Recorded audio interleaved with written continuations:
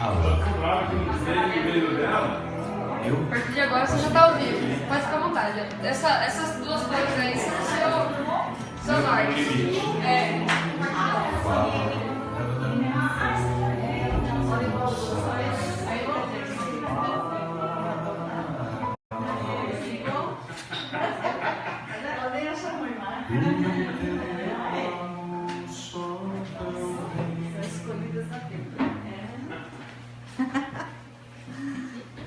Pode ser. Se vocês quiserem sentar aqui. Boa noite. Sejam bem-vindos. Prazer. Senta aí. Eu sento aqui. Aí, Vamos lá. Boa noite.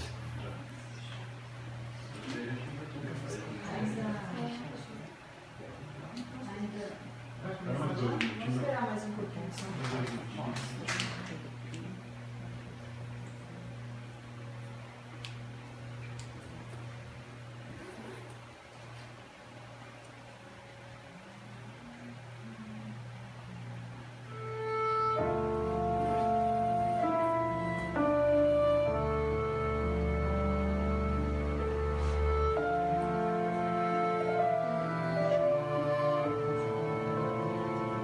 Não sei viver sem teu amor. Não sei viver sem te buscar. A minha mão sente o vazio, não te querer, não te adorar.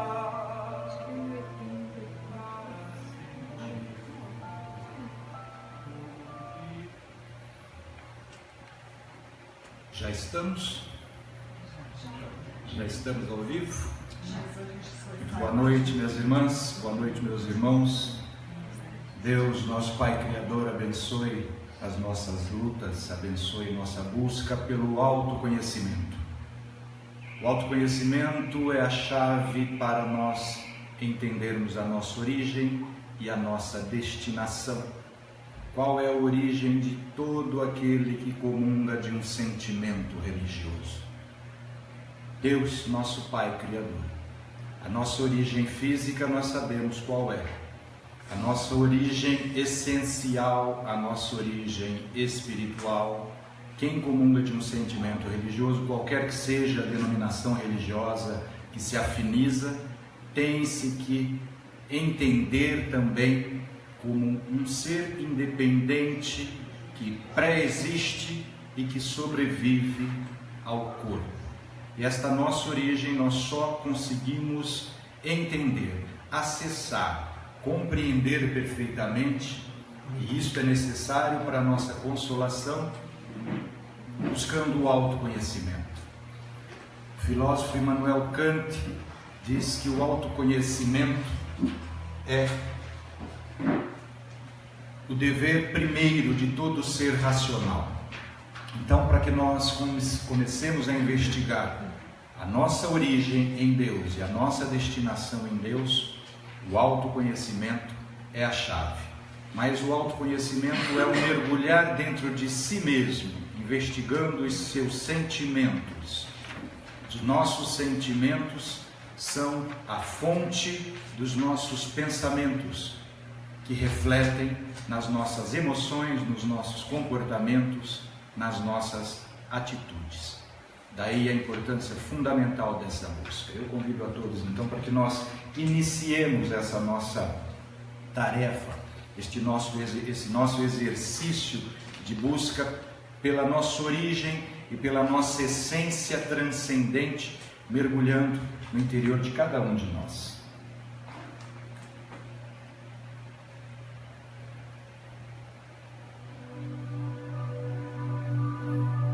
Ainda que eu falasse a língua dos homens e a língua dos anjos, se eu não tiver amor, eu nada serei. Quando eu era criança, falava como criança, pensava como criança, raciocinava como criança. Depois que me tornei adulto, falo como adulto, enxergo como como adulto, raciocino como adulto, mas ainda vejo em espelho e o meu conhecimento é limitado. Um dia, porém, conhecerei como sou conhecido e verei face a face. Agora permanecem a fé, a esperança e o amor, essas três forças, mas a maior delas é o amor. E que Deus, nosso Pai Criador, abençoe a nossa coragem de buscarmos por este conhecimento de nós mesmos. Nosso diálogo fraternal hoje, nossa investigação, tem como título o 14º Apóstolo. O 14º Apóstolo é o meu último livro, que foi escrito em homenagem aos 160 anos de lançamento de O Livro dos Espíritos, que nós comemoramos em abril do ano passado. E, embora seja uma obra autoral, pessoal, anímica, minha, não tem a colaboração dos Espíritos, nem por inspiração do seu conteúdo. No entanto, o título da obra, o 14º Apóstolo, não é meu. O título me foi transmitido pelo Espírito Heráclito, o meu Espírito protetor, que determinou com o título o conteúdo da obra e a linha de investigação e de exposição.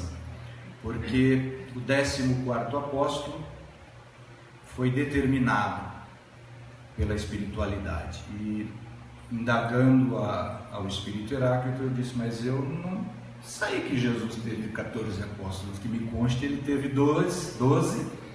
Judas renunciou, Jesus escolheu Madalena para inserir no meio dos outros apóstolos, que a rejeitaram, escolheram Matias para substituir Judas, mas ainda assim não se pula do 12º para o 14º. Quem seria o 13º apóstolo? Alguém tem uma ideia? Paulo, o apóstolo. Que como eu, aliás, na verdade, o Paulo verdadeiro, porque o meu perfil de Paulo ainda é fake. Eu sou Saulo ainda, minha conversão ainda não é total. Paulo foi escolhido, como eu também, na base do chicote, Precisou suportar a dor para assumir o trabalho de divulgação da Boa Nova do Divino Mestre Jesus. Mas o desempenhou com galardia, com coragem, sustentando a fé, como ele mesmo diz, e combatendo o bom combate. Mas e o 14º apóstolo? A história pouco fala a respeito disso, mesmo porque se trata de uma história recente. E aí esclareceu o Espírito Heráclito tratar-se de Allan Kardec. Allan Kardec, diz-me ele, é reconhecido, é considerado pela espiritualidade superior o 14º apóstolo, escolhido diretamente por Jesus. O critério é exatamente esse, a escolha de Jesus. Jesus elegeu para organizar um novo trabalho de esclarecimento, de consolação de toda a humanidade, trazida pelos Espíritos coordenados diretamente pelo Espírito de verdade, o Espírito de Jesus. E aí eu me senti muito honrado, mas ao mesmo tempo com uma tarefa para a qual não me sentia completamente preparado. Mas como não se põe a mão na charrua e fica olhando para trás, apesar do tempo exíguo, falei, vamos tentar fazer essa homenagem. Mas o que falar do Espiritismo? 160 anos do Espiritismo. Que o Espiritismo não fale por si mesmo. O que um humano pode dizer a respeito do divino? Porque o Espiritismo é divino e se esclarece e se afirma por si mesmo, por ser a verdade absoluta esclarecida depois de séculos de investigação filosófica no movimento iluminista, iniciado por René Descartes e que passou por nomes, vultos históricos da filosofia como Jean-Jacques Rousseau, por exemplo, culminando com a investigação racional, o ápice do iluminismo racional, do esclarecimento, da Aufklärung, do movimento filosófico alemão de Immanuel Kant, para culminar com a iluminação plena, total e cristalina da filosofia espírita. Portanto, o Espiritismo é a luz lançada sobre os últimos séculos da filosofia iluminista. Então, o que eu poderia dizer a respeito do Espiritismo? O Espiritismo não fale por si só nas suas 5 obras fundamentais. Mas Allan Kardec, eu poderia falar a respeito de Allan Kardec, como um estudante de filosofia, um estudante investigador das ciências, mas fundamentalmente como alguém que tributa a Allan Kardec a salvação da sua própria existência. E é neste sentido que eu me sinto autorizado a prestar a minha singela homenagem a Allan Kardec através dessa obra, o 14º Apóstolo. Porque Kardec é considerado o organizador do trabalho dos Espíritos, mas ele fez questão de deixar claro que o trabalho é dos Espíritos coordenados pelo Espírito de verdade. Ele não atribui, ele não evoca para si os louros da grandiosa obra que ele organizou. E com isso, na sua humildade cristã exemplar, ele se coloca em segundo plano, sempre com a recomendação do verdadeiro cristão: que brilhe a vossa luz, Jesus, enquanto eu me ofusco. Isso fez Allan Kardec, tanto na parte científica quanto na parte filosófica, mas sobretudo na parte moral. E é exatamente essa parte moral que é absolutamente coadunada com o Evangelho de Jesus que salvou a minha existência. Então, por isso eu me sinto muito tranquilo para fazer uma homenagem ao 14º Apóstolo de Jesus. Mas Kardec foi um cientista. Sim, sem dúvida nenhuma, Kardec foi um cientista. E contrariando todo o ceticismo filosófico do século XIX, porque a partir do século XVIII o filósofo Kant disse que o ser humano não tem recursos cognitivos para conhecer o Espírito nem para conhecer a Deus. Kant disse: olha, o ser racional não tem recursos para conhecer a essência, Deus, nem a essência, Espírito. São 2 conceitos, 2 ideias absolutamente necessárias para darem conta da ideia da liberdade. Mas não tenta investigar a Deus que não tem conhecimento racional para isso. Isso foi confirmado pelos Espíritos no livro dos Espíritos, quando Kardec pergunta: nós temos condições de conhecer a essência do Espírito, a substância do que o Espírito é feito? E os Espíritos respondem: não. Falta desenvolver o ser humano um sentido a mais para isso. Quando a gente pensa, lê essa resposta, a gente pensa que está falando assim: falta desenvolver um objetivo, um sentido a mais para isso. Não. Falta desenvolver um sentido a mais dos 5 já desenvolvidos. Ou seja, quando nós desenvolvermos plenamente o 6º sentido, ou 7º, não sei, estou chutando aqui, mas é um a mais do que 5. Nós vamos ter condições de conhecer a essência espiritual e a essência divina. Mas Kardec, mesmo diante desse ceticismo filosófico todo e científico, não se acomodou, porque ele deduziu que se não dá para a gente conhecer a essência do Espírito como coisa em si, como causa, dá para nós conhecermos a essência dos fenômenos espirituais do mundo, tanto no nosso mundo íntimo, quanto no mundo dos reflexos dos espíritos, no mundo físico, no mundo intelectual, no mundo cultural. E aí Kardec desenvolveu a ciência dos espíritos. Qual é a ciência dos espíritos? Ele registrou em O Livro dos Médiuns, porque foi onde ele, após investigação criteriosa, acurada, deduziu que, olha, tal efeito material tem uma causa material. Mas um efeito inteligente tem que ter necessariamente uma causa inteligente. Com isso, ele resolveu um dilema da filosofia histórica desde Aristóteles, no século IV a.C. Quando Kardec, diante das investigações dele com os fenômenos espirituais, quando ele viu que mesas começaram a ditar frases, a ditar respostas inteligentes, Kardec falou: não, madeira não tem inteligência. Por trás desse fenômeno físico e desse fenômeno inteligente tem que haver alguma coisa além da matéria. E esta alguma coisa além da matéria revelou-se serem espíritos, que são inteligências que já tinham vivido encarnados na Terra e que se encontravam desencarnados, mas cuja personalidade, cuja memória, cuja faculdade cognitiva, cuja consciência de si continuava absolutamente incólume, preservada, apesar de não terem corpos físicos grosseiros como os nossos.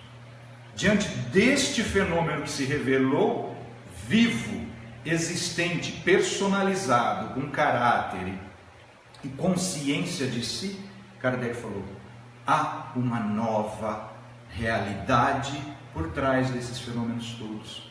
E aí ele resolveu o dilema da filosofia quando ele disse o seguinte: tudo bem, todo efeito tem uma causa, mas um efeito material tem uma causa material. Ocorre que o que nós estamos vendo aqui são efeitos inteligentes. Todo efeito inteligente tem que ter, portanto, uma causa inteligente. E aí ele resolveu o problema da filosofia, que misturava as coisas todas. O problema é que a ciência biológica, ciências biológicas e físicas avançaram, e as ciências do espírito foram perdendo terreno. Apesar de todo o trabalho desenvolvido por Kardec, hoje o que impera nas ciências e na filosofia é o materialismo. Acontece que a gente tem que fazer uma pergunta para o materialismo. O materialismo é aquele pensamento que deduz que nós somos unicamente matéria. Matéria gerada no ventre da nossa mãe, nossos corpos se desenvolvem e depois desagrega e acabou. Então tem nada antes da fecundação e tem nada depois da UTI. Daqui a muito bom tempo, viu, gente? Não se preocupe com isso não. Vamos combinar uns 200 anos para nós. Daqui da UTI, 200 anos, não vai ter mais nada de nós. Isso é que diz o materialismo. Acontece que atualmente tem se desenvolvido uma nova modalidade de investigação que tem aniquilado este pensamento materialista, que tem mostrado a sobrevivência não apenas da memória, mas da consciência, dos sentimentos depois da parada do cérebro físico, que são as experiências de morte aparente. As EQMs, experiências de quase morte, já investigadas com metodologia, têm mostrado que algo sobrevive à morte do cérebro. Então nós podemos retomar essa investigação de modo metodologicamente estabelecido, criterioso por ciência e, sobretudo, retomarmos a ciência do espírito desenvolvida e estabelecida também com metodologia por Kardec, para nós afirmarmos a nossa existência como seres que pré-existem ao corpo e que sobrevivem à desagregação física do corpo. E qual é a metodologia para a gente investigar a ciência do espírito? É o livro dos médiuns. O livro dos médiuns é o livro da metodologia científica para nós investigarmos os fenômenos espirituais realizados tanto no mundo científico, no mundo de comunicação escrita, no mundo de comunicação verbal, no campo da filosofia, no campo da ciência, no campo das artes, mas principalmente os fenômenos espirituais sentimentais que ocorrem em nosso sentido interno.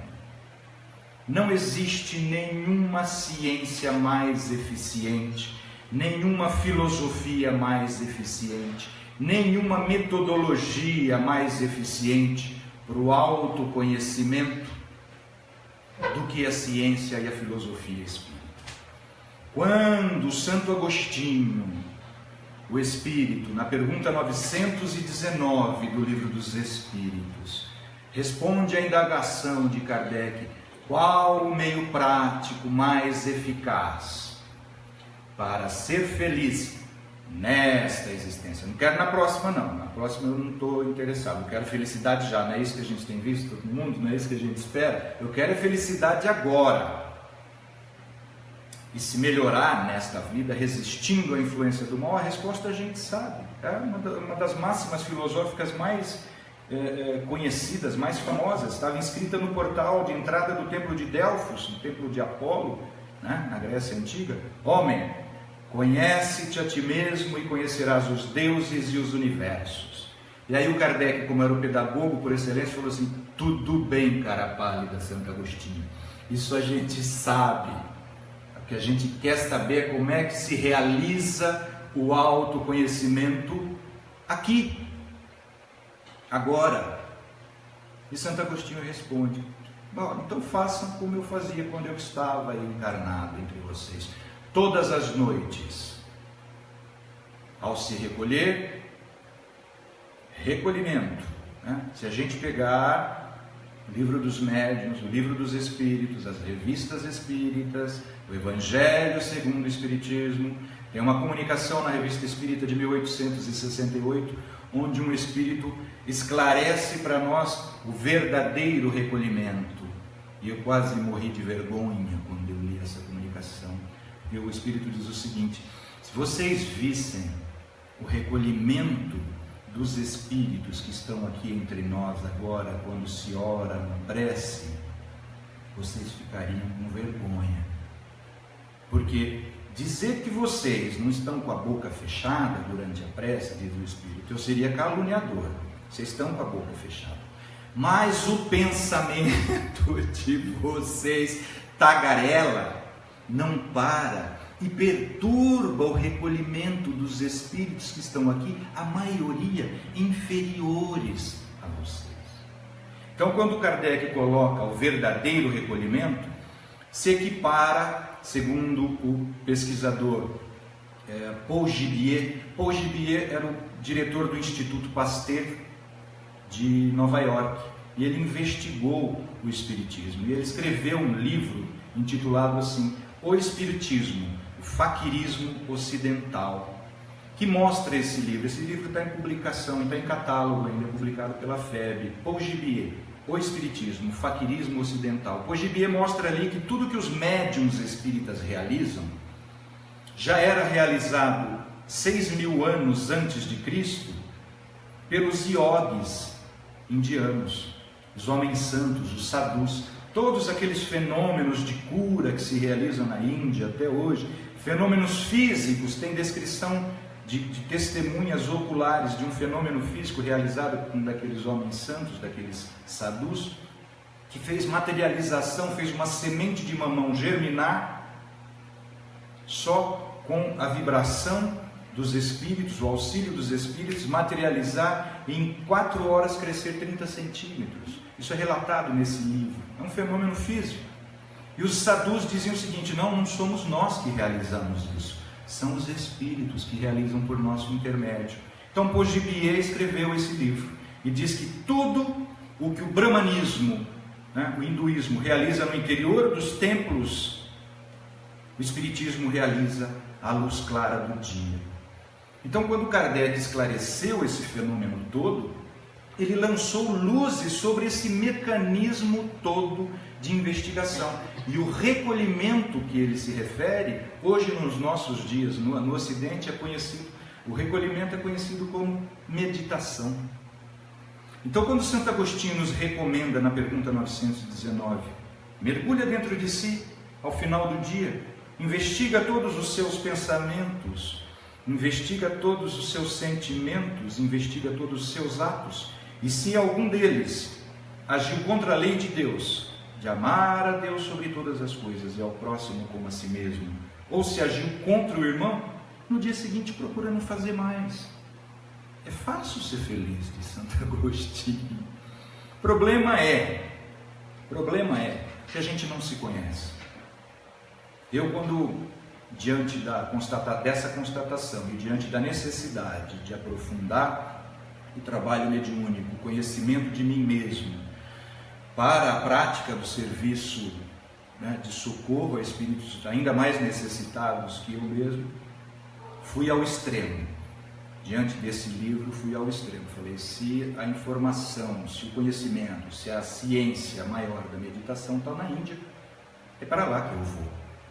Fiz um curso de formação de professor de yoga e fui para a Índia me aperfeiçoar em meditação.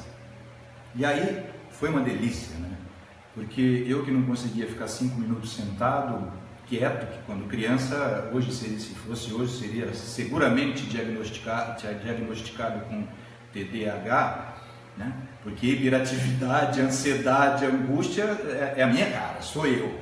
Sou eu a própria angústia, a própria ansiedade. E aí não conseguia ficar sentado 5 minutos, que ia aquietar o pensamento, porque meditar, o verdadeiro recolhimento não é cessar pensamento. Se nós pegarmos o livro dos médiuns, item 76, está lá, o pensamento, vírgula, que é o próprio espírito encarnado, vírgula. Lembra de René Descartes? Penso, logo existo. A existência do espírito se materializa pelo pensamento. E aí, quando eu comecei a aperfeiçoar a minha técnica, que eu consegui meditar, recolher, ficar sozinho comigo mesmo, falei, agora, dizem que orar é falar com Deus, meditar é escutar a Deus, eu falei, agora eu vou ouvi-lo. Você escutou? Deus? Nem eu. Por quê? Porque dentro de mim só tinha eu. Eu que fui criado numa família cristã, graças a Deus. Meus pais cantavam no coral da igreja. Eu toquei e cantei na missa até os 32 anos. E fui salvo por Allan Kardec. Salvo por Allan Kardec, porque a minha fé, a minha formação católica, num determinado momento da vida em que a dor foi inexorável, a angústia incomensurável e a única saída parecia a morte, graças a Deus, caiu o 14º apóstolo, Allan Kardec, na minha frente e resgatou esta minha existência. Por isso que eu tenho toda a tranquilidade de consciência para dar esse testemunho aqui. Quando eu consegui a técnica do autoconhecimento, mergulhando dentro de mim, agora eu vou falar com Deus, não, frustração total, não encontrei nada dentro de mim, a não ser eu mesmo, porque eu nunca me imaginei uma má pessoa, mas eu nunca imaginei que eu fosse tão egocentrista assim, porque por trás de todos os meus sentimentos, por trás de todos os meus pensamentos, estava eu em primeiro lugar. Eu que já fazia palestra espírita, eu que já dava palestra há muitas décadas em encontros de casais católicos, eu que tocava e cantava na missa, eu que já fazia parte de grupos de estudos espíritas do Evangelho, já dava preleções evangélicas, livro dos Espíritos. Eu nunca pensei que eu fosse ser uma pessoa tão egóica. Isso a gente sabe porque está lá, livro dos Espíritos, qual é a raiz de todos os vícios? O egoísmo.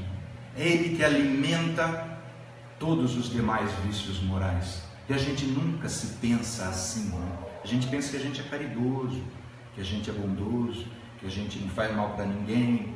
E aí, quando a gente tem os recursos epistemológicos, os recursos teóricos para se conhecer como um verdadeiro homem de bem, como tem o capítulo do livro dos Espíritos, você mergulha dentro de você e encontra um deserto monstro. Eu que só vivia para a conquista das coisas do mundo e achava que estava assim com Jesus. Eu vou encontrar Jesus dentro de mim. Encontrei só Genésio. Por isso que eu fiz essa música aqui para gente, para eu ilustrar esta minha condição. Esta música se chama Deserto. Foi o que eu encontrei dentro de mim, um tremendo deserto de caridade. O autoconhecimento por si só não é suficiente para nos salvar. O que nos salva é a caridade. Nós precisamos do autoconhecimento para conhecer as nossas potências divinas, isso sim. Na alma, profundidade do ser, onde eu busquei te encontrar, ainda cheia de mim. No escuro, na solidão do sofrer, ao decrescer eu subi para melhor te enxergar. Sozinho, lá onde nada encontrei, na vastidão eu calei para poder te ouvir. Ao ver-te no isolamento do estar, tão desolado no mar de areia que me cobriu. Agora, neste deserto de mim, foi que eu te pude rever, pois estavas sempre aqui, buscando na ilusão do só ter. Eu me esqueci de amar, era distante de ti. Sozinho, lá onde nada encontrei, na vastidão eu calei para poder te ouvir. Ao ver-te no isolamento do estar, tão desolado no mar de areia que me cobriu.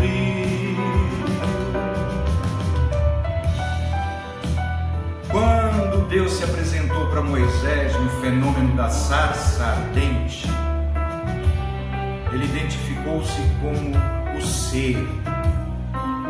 Nós, que somos criaturas divinas, também somos, mas no momento estamos encarnados. E essa é a grande confusão que nós fazemos: o ser e o estar. Sozinho, lá onde nada encontrei, na vastidão eu calei para poder te ouvir. Ao ver-te no isolamento do estar, tão desolado no mar de areia que me cobriu, eu chorei, e a chuva que derramou sobre mim e me lavou toda a dor, me deu a paz no viver. O mundo que me pesava ruir, ao despertar para ti, vi o meu sol renascer. Sozinho, lá onde nada encontrei, na vastidão eu calei para poder te ouvir. Ao ver-te no isolamento do estar, tão desolado no mar de areia que me cobriu.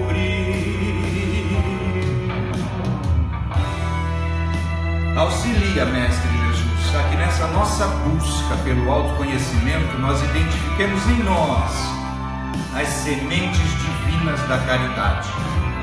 A única forma de nos identificarmos com teu amor infinito, que nós abneguemos as nossas deficiências e encontramos em ti a nossa potência de amar.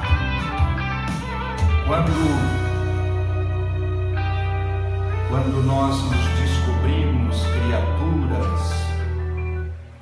criaturas divinas, esta é a consequência natural. Por que Kardec, o 14º apóstolo, me salvou esta existência? Porque chega um determinado momento da vida, e infelizmente para nós que vivemos num planeta de provas e expiações, a dor é universal. Tem uma música bonita de uma banda que é da minha época, não é da época dos mais jovens, que se chama R.E.M. Everybody Hurts. Essa é uma grande verdade. Se há uma democracia universal no planeta Terra, é que a dor atinge todo mundo. E ela me alcançou. E me jogou no chão, no poço profundo da depressão, com o fato de ter perdido um grande amigo e não ter explicação para aquela dor que eu estava sentindo naquele momento. Graças a Deus, Allan Kardec apareceu nesse momento da minha vida e me resgatou, porque eu estava desesperado ao ponto de pensar no suicídio. Depois de 10 dias e 10 noites sem dormir, com toda a carga de trabalho que ficou nas minhas costas, de responsabilidade, de angústia, de ansiedade, né? Eu, na sacada do meu prédio em São Paulo, morava em São Paulo, na capital, profissional da advocacia bem sucedido, né? Tinha o mundo à sua disposição, de repente perdi a vontade de todo o mundo, não queria mais saber do mundo, eu queria era dormir. Na sacada do meu prédio, depois de afastado da minha abençoada tradição católica, porque quando a gente cresce, né, a gente acha que a gente é senhor de si, como fala o Paulo naquela poesia que eu declamei no início. Quando eu era criança, falava como criança, né? Depois que me tornei adulto, falo como adulto, enxergo como adulto, raciocino como adulto. Mas o Paulo tinha consciência de si, coisa que eu não tinha ainda. Ele diz, mas ainda vejo em espelho, ou seja, só a nós mesmos, e por isso o meu conhecimento é limitado. Um dia conhecerei como sou conhecido por Deus, eu conhecerei a Deus como eu sou conhecido por Ele, e então eu verei face a face. Mas eu não, eu conhecia muitas coisas da cultura, muitas coisas da arte, muitas coisas do mundo, mas a mim mesmo eu não conhecia. Mas graças a Deus a gente não está nesse mundo abandonado, não está nesse mundo abandonado, porque numa inspiração do meu anjo de guarda, meu espírito protetor, na sacada do meu prédio eu falei, olha meu Senhor, meu Deus, faz muito tempo que eu não falo contigo, mas eu vou orar um pouco e vou para minha cama, dormir. Se eu não conseguir dormir, o Senhor me perdoa, mas eu vou pular. Eu morava no 15º andar, sabe? E eu orei porque eu sabia orar, que eu tinha aprendido desde criança. Orei, Pai Nosso. Orei, chorei um pouco, coisa que eu não fazia há muito tempo. Fui para a cama e dormi 6, 7, 8 horas, não me lembro. No dia seguinte acordei e falei, eu sou burro, mas só um pouco. Está sobrando happy hour na minha vida e faltando Pai Nosso. Vou voltar para o meu evangelho. Mas aí a razão adulta não se satisfazia mais com a ortodoxia da minha formação cristã. Mas graças a Deus, a morte daquele meu amigo tinha trazido, eu que quando me formei e fui para São Paulo já como advogado, morar na quadra, no mesmo quarteirão das casas André Luiz, atravessava a rua para não passar em frente de uma casa espírita, de tanto medo que eu tinha, né? Tá aqui, graças a Deus, graças à dor eu estou aqui hoje. Me apresentaram o Evangelho segundo o Espiritismo e eu encontrei no final do Evangelho segundo o Espiritismo uma prece para aquele meu amigo querido que tinha desencarnado. E eu falei com ele e o ouvi pela primeira vez. Senti ele sentado do meu lado, desencarnado, na minha cama. Eu falei: eu sou burro, mas não sou estúpido. Tenho uma realidade na vida que eu desconheço. E o Espiritismo é o que vai me dar a chave. E aí eu mergulhei de cabeça.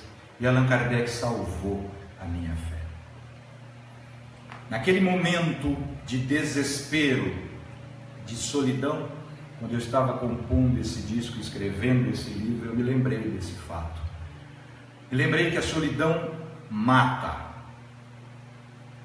E a solidão mata pela nossa ignorância de pensarmos que a gente vive em algum momento da nossa existência encarnada absolutamente só. Não, Deus não seria Pai se nos colocasse num mundo de provas e expiações, de dores e sofrimento, de angústias, de tristezas profundas, sem um tutor que nos ama e que nos conhece mais do que a nós mesmos. Jesus enviou diretamente para cuidar de nós um dos seus espíritos de confiança, que nos conhece melhor do que nós mesmos e nos ama mais do que nós mesmos, porque conhece a nossa origem. Nós temos espíritos protetores, ninguém está só no mundo. E essa verdade me salvou. E quando eu estava escrevendo esse livro e agradecendo a Allan Kardec por ter me revelado a influência do mundo espiritual no mundo físico, no mundo psíquico, no mundo anímico, no mundo do sentimento, no mundo das emoções, ele mostrou que Jesus também tinha ficado sozinho num momento de crucial importância. Quando ele estava para ser preso, ele pediu o auxílio de 3 amigos. Vocês se lembram dessa passagem? A boca ia apertar para o lado dele e ele ia para onde? Recolhimento? No morro, no Monte das Oliveiras, não era? No Jardim das Oliveiras. E aí levou 3 amigos dele que tinham feito o quê? Dado um joinha no Facebook para ele, não é? Pedro, Tiago e João. Ô, meus parça, eu vou orar, vem comigo que eu vou precisar da ajuda de vocês. E tudo o que falaram os 3 para ele? Tamo junto, mestre, vamos lá. E ele falou: ó, vocês fiquem aqui, orem comigo que eu vou me recolher um pouco e vou orar. E orou, e chorou sangue, e suou sangue. E a gente pensa, né? Muita gente pensa e não entende ainda por que aconteceu isso com Jesus, ao ponto dele falar assim: Pai, se for possível, afasta de mim este cálice de amargura que eu vou enfrentar. E a gente pensa que ele estava falando dos cravos, né? Medo da cruz, né? Dá para a gente pensar num espírito que reconstituía ou que constituía instantânea e imediatamente, num cego de nascença, adulto, córtex visual, nervo óptico, globo ocular, e fizesse com que ele enxergasse. Que Jesus fazia isso assim, né? Brincando, né? Pegava barro, cuspia para dar uma ilusão, uma satisfação para nossos olhos materiais, ainda porque ele não precisava de barro, não precisava de saliva, para constituir todo o sistema ocular de um cego de nascença. Dá para a gente pensar num espírito assim, com medo de crucificação? Ele estava com medo do quê? Quando ele pediu para Deus livrá-lo do cálice amargo que ele ia enfrentar. Ele estava com pena dos 3 malas que estavam dormindo, que iam ficar num remorso cruel. Ele estava pensando em toda a humanidade que ia ficar num remorso cruel por não ter acreditado nele. E foi exatamente isso que aconteceu. Quem tem dúvidas disso, leia o capítulo do livro Boa Nova, psicografado pelo Chico Xavier, quando Jesus, depois de voltado para o mundo espiritual, depois do Pentecostes, vem para socorrer João Evangelista, que era um dos 3 amigos que dormiu. E João, depois que Jesus voltou definitivamente para o mundo espiritual, João não se perdoava. Por quê? Ele nunca pediu nada para mim. A única coisa que ele pediu para mim foi para eu orar com ele. E eu dormi. não fui capaz de oferecer a Jesus uma prece. E mais, ele veio, pediu de novo, e eu dormi de novo. E João não se perdoava, como a maioria da humanidade ainda não se perdoa quando Jesus pede para mim: cuida de um desses para meus pequeninos, que é a mim que estás cuidando. A caridade verdadeira. A gente se esforça ainda muito para entender o que é caridade e para servir a Jesus, e a gente tem tanta dificuldade porque a gente dorme muito ainda, a gente é muito distraído. A gente é muito distraído ainda. E sofremos muito a influência do egoísmo, isso que eu encontrei só dentro de mim, que é fruto da evolução. O egoísmo nada mais é do que resultado da nossa evolução pelos reinos da natureza. Agora, o cachorro, é natural ele ser instintivamente só pensar nele, mas nós não, nós já conhecemos a lei. Por isso é que Jesus mostrou a caridade para nós. E quando eu estava escrevendo esse livro e relembrando daqueles momentos que Kardec me resgatou e me mostrou o verdadeiro Jesus para mim, tirou Jesus da cruz, da minha abençoada igreja onde eu fui criado, e colocou do meu lado, eu me lembrei dessa passagem do Jardim das Oliveiras, onde Jesus também ficou extremamente só. Mas ele veio consolar o João, falou: João, né, no livro Boa Nova ele conta isso. João, quando João chorava dia e noite porque não se perdoava, Jesus apareceu para ele e falou: João, está chorando por quê, menino? Meu mestre, meu Senhor, né? E chorou mais ainda, porque quando a gente encontra a pessoa que a gente ofendeu, o remorso é pior, né? A dor é pior. Remorso é esse verme roedor que fica remoendo dentro da gente e nos consome a alma. E João chorou mais ainda, ele falou assim: não chora não, filho. Aquele exemplo lá do Horto das Oliveiras, em que eu fiquei sozinho, e vocês me viram chorando, é mais uma lição para vocês. Faz parte, eu vim aqui para ensinar como se nasce, como se vive, como se morre. Aquilo lá foi uma lição para mostrar para todos vocês que o caminho de ascensão espiritual a gente faz individualmente. É um dever personalíssimo, é um dever de cada um. Todos aqui têm o dever de amar ao próximo como a si mesmo e dar suporte uns aos outros, porque nós necessitamos de dar suporte uns aos outros. Mas a salvação é trabalho pessoal, a ascensão, a libertação é trabalho pessoal. Aí eu fiz essa música que se chama O Jardim, porque eu me lembrei, falei: não, Jesus sentiu solidão também, mas não desistiu não, levantou, se entregou pacificamente, cumpriu o seu dever, carregou a sua própria cruz e fez o seu trajeto de volta para mais pura elevação espiritual, mostrando para nós que é assim que se faz. E aí eu fiz essa música para homenagear esse momento, que se chama O Jardim.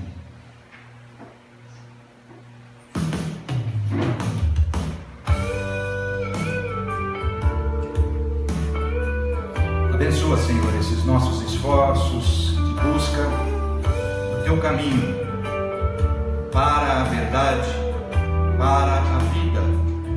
Que o Teu modelo de sacrifício em benefício de toda a humanidade seja o nosso esteio, o paráclito, o paradigma, um modelo de elevação espiritual.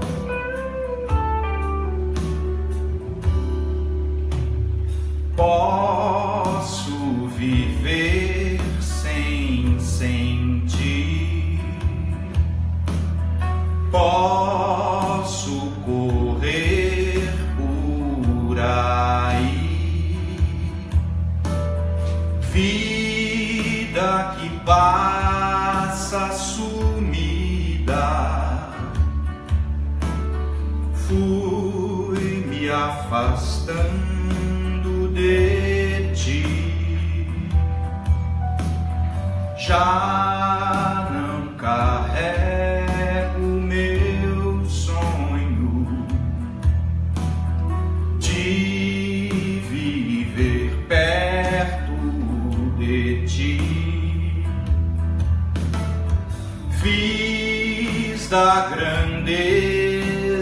que some o meu destino e cai. Agora procuro um lugar e não encontro, aonde eu pudesse me ver sem mentir. Buscar um passado deixado no tempo, achar o tesouro que deste eu perdi.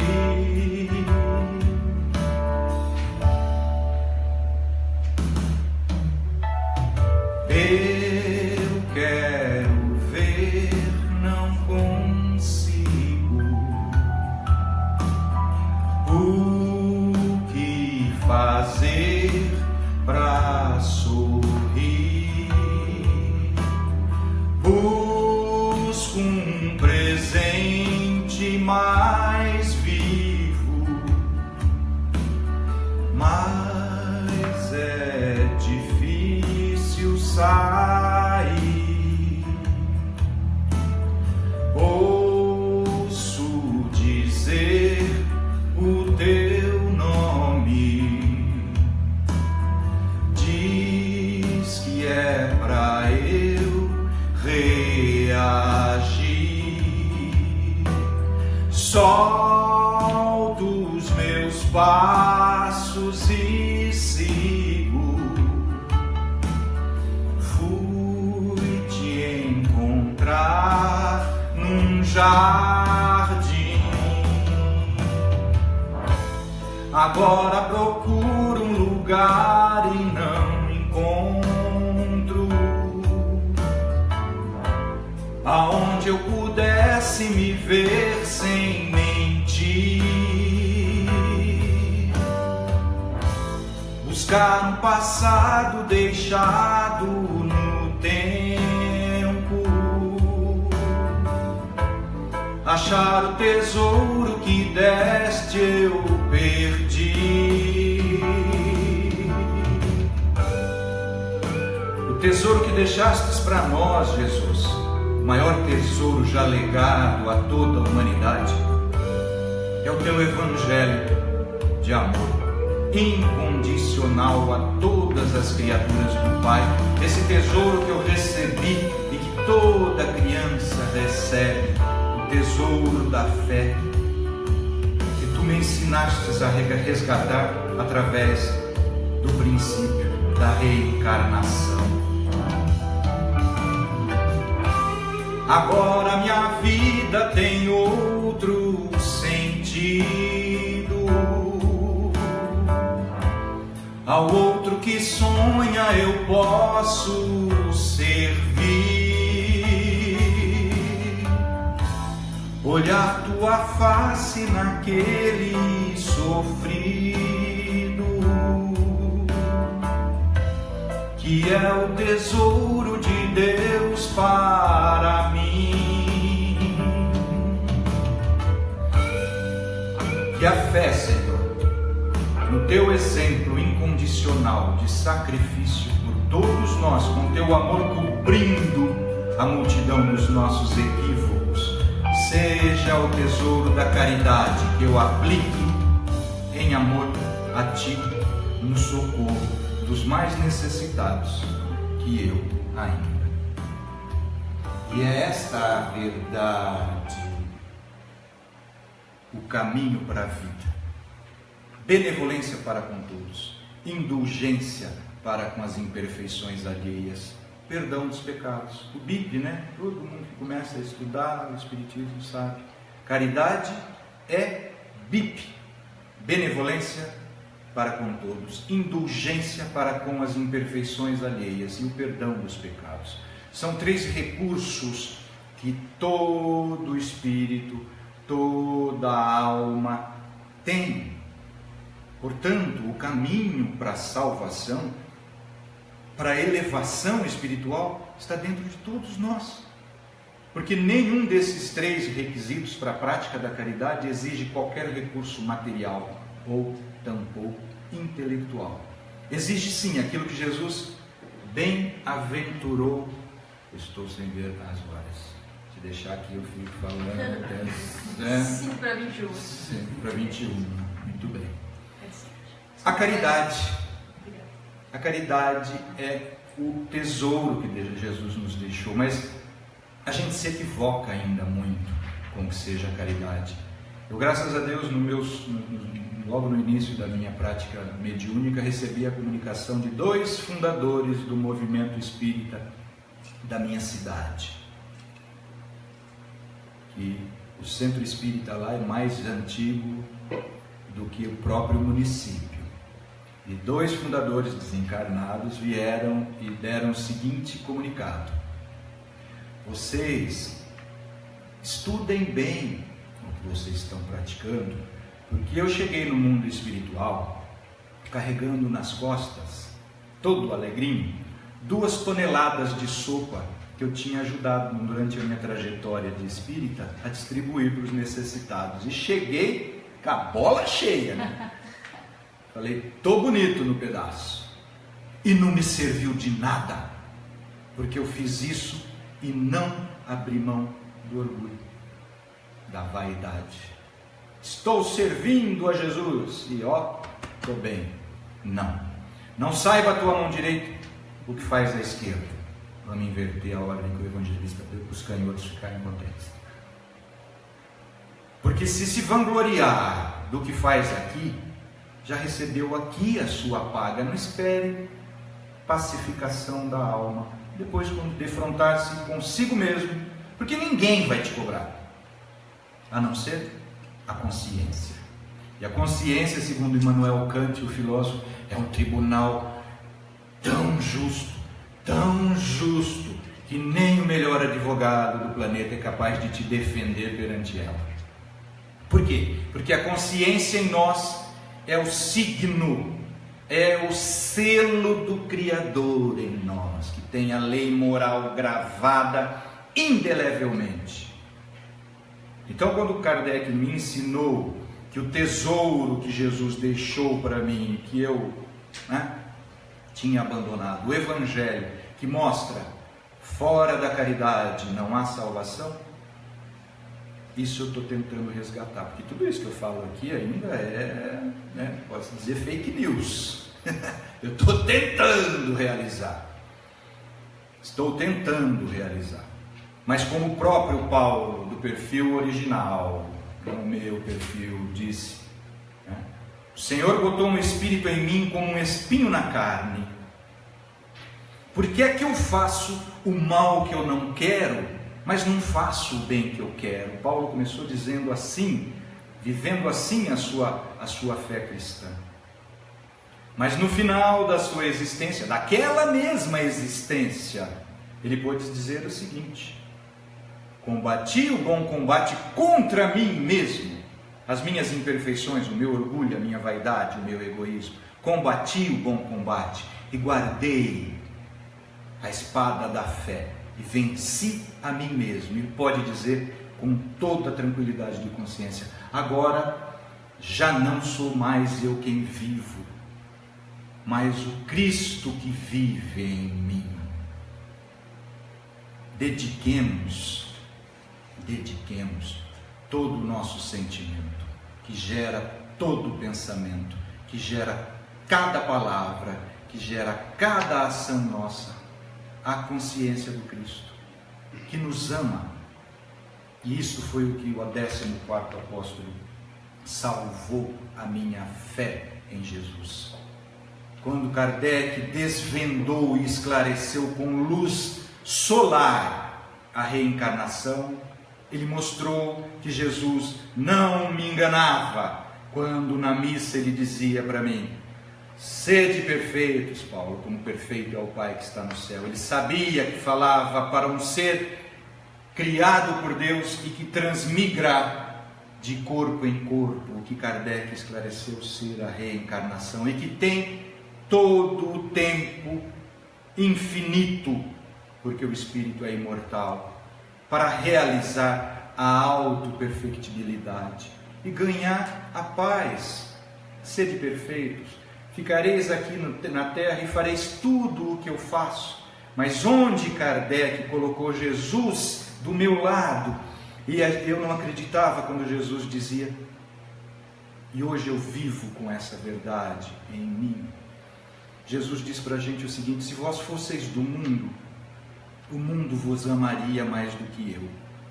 Mas não como antes de virdes para o mundo, eu vos escolhi para estardes no mundo, eu vos amo mais do que o mundo. Então, deixa um pouco o mundo, vem mais comigo. Por isso é que hoje, para encerrar a nossa fala aqui, eu já posso cantar assim para Jesus.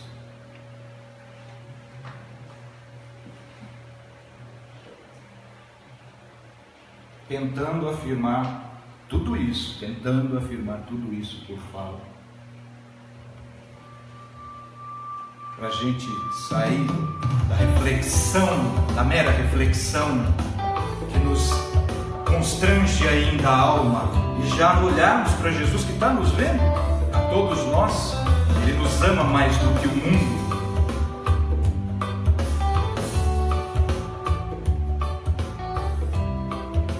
E falar com Ele, de amigo para mim. Penso em você e fico feliz, sinto que a fé é minha raiz. Não quero viver sem a tua presença, ó Senhor. Eu já lhe entreguei o meu coração, ele é só teu e eu sigo então, procurando ir por este caminho. Em tudo que eu avistei, eu nunca te vi, só fechando os olhos foi que eu senti que o teu amor estava aqui bem dentro de mim. O sol que me alcançou foi a tua luz, que me libertou da minha própria cruz, que agora eu carrego só para te entregar, ó Jesus. Agora que eu te descobri neste caminhar, posso andar sozinho neste meu lugar, pois a tua mão estará sempre comigo. Sinto paz, já não quero mais viver se não for para ti. Tenho todo o tempo só para te servir, quero te mostrar com toda a minha vida ao irmão. Só quando eu me perdi foi que te encontrei, vi que neste mundo só existe um rei, e ele tem o nome deste meu Senhor, ó Jesus.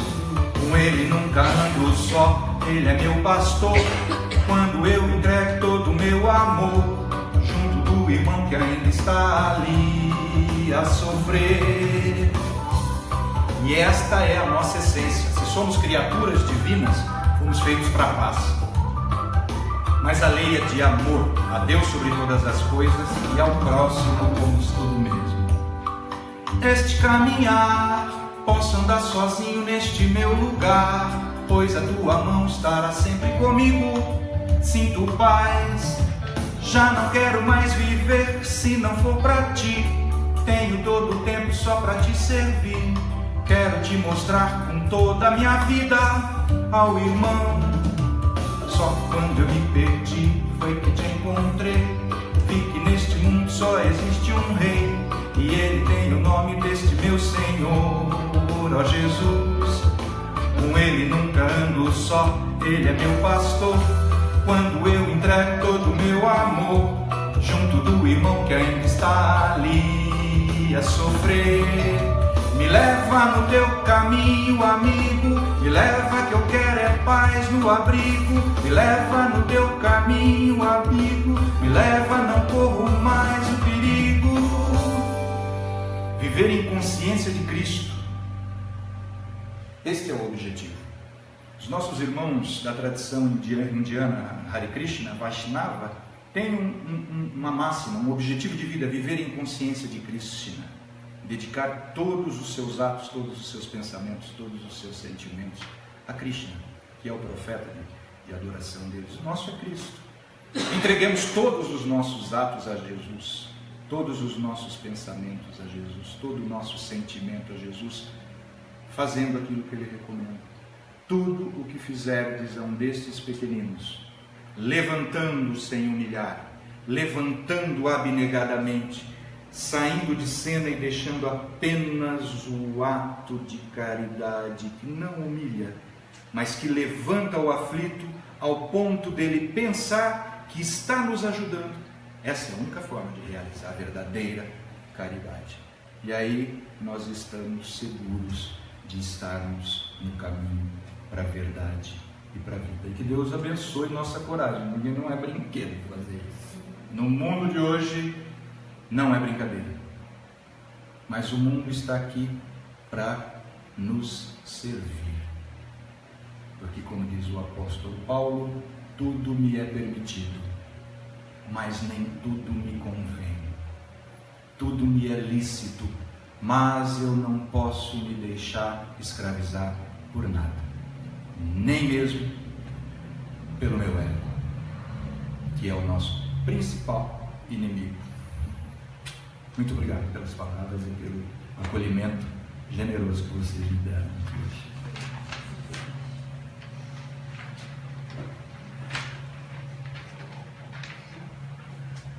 Muito obrigada pela sua brilhante palestra. Posso fazer a prece, se você quiser também. Posso passar? Tá bom. Então, após essas palavras maravilhosas do nosso querido e amado Paulo, né? Com esses eflúvios musicais que aqui sentimos em nossos corações, vou pedir a todos que elevem os seus pensamentos, fechando os olhos docemente, e vendo aqui no meio de nós a figura meiga do Mestre Jesus, de mãos estendidas, nos abençoando. Rogamos a Ti, Jesus, que abençoe a nossa família, os nossos amigos, que nos abençoe, querido Mestre, que abençoe o palestrante que tão brilhantemente trouxe a sua mensagem a respeito do Teu Evangelho de amor, e que nós possamos agasalhar esses conhecimentos em nosso coração, vivenciando no nosso dia a dia com os nossos semelhantes, com a nossa família. Rogamos, Jesus, por todos aqueles que estão necessitados, por aqueles que estão hospitalizados, pelos que estão, Senhor, adoentados neste momento. E especialmente, Jesus, rogamos a Tua misericórdia, o Teu amor, sobre o povo da Síria, que estão passando, Senhor, tantos tormentos neste momento. Aliviai o sofrimento de cada um. Aliviai aquelas crianças, aquele povo, Senhor. Ilumina, Senhor, os nossos dirigentes da terra, para que eles possam, com sabedoria, decidir sobre os seus destinos, baseado no Teu Evangelho, espalhando, Senhor, amor e alegria, fraternidade entre todos os povos. E assim, Mestre querido, plenos do Teu amor e da Tua alegria, pedimos a permissão para encerrarmos hoje a nossa reunião, dando graças a Deus, e que assim seja.